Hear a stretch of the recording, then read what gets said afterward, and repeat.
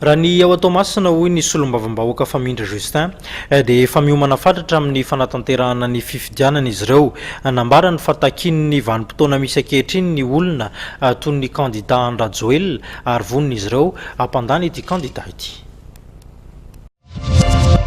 Miomana amin'ny fiatrena ny fifidianana filoham-pirenena ary vonina hampandany ny kandida Andrajoel ny Mapar ao anatin'ny faritany Toamasina hoy ny solombavambahoaka Famindra Justin.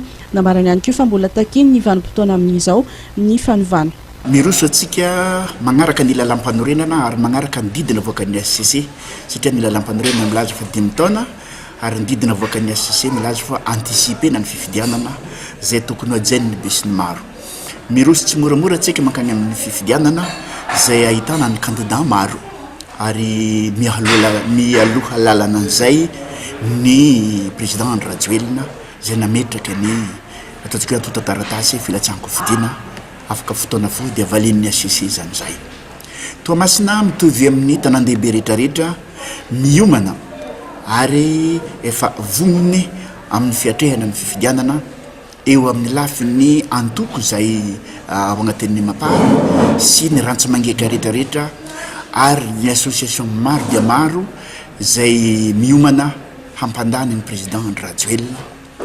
Eo amin'ny lafiny administration zay ataontsika hoe tsy azo dintsika ihany koa dia miroso tsy moramora eo amin'ny bureau de vote sy ny lafiny rehetrarehetra ary ny CNI mitovy amin'ny tanàna rehetrarehetra inoako marimarina fa tsy Toamasina no vaty misakana ny fifidianana fa iroso ary vonona ny hiatrika ny fifidianana ny vahoaka ny Toamasina ka metraka ny safidy arak'izay itiavana azy hitondra ny tany sy ny firenena eto Madagasikara. Ny zava-misy teto amin'ny tany sy ny firenena no nanosika ary nanery ny solombavambahoaka ho tonga amin'ireny.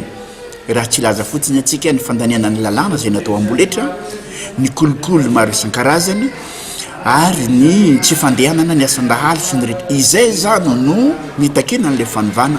Raha ny fanazavana dia efa miomana tanteraka amin'ny fiatrena ny fifidianana ny mpikatroka Mapar sy TGV any amin'ny fokotany samihafa ao amin'ny district ny Toamasina.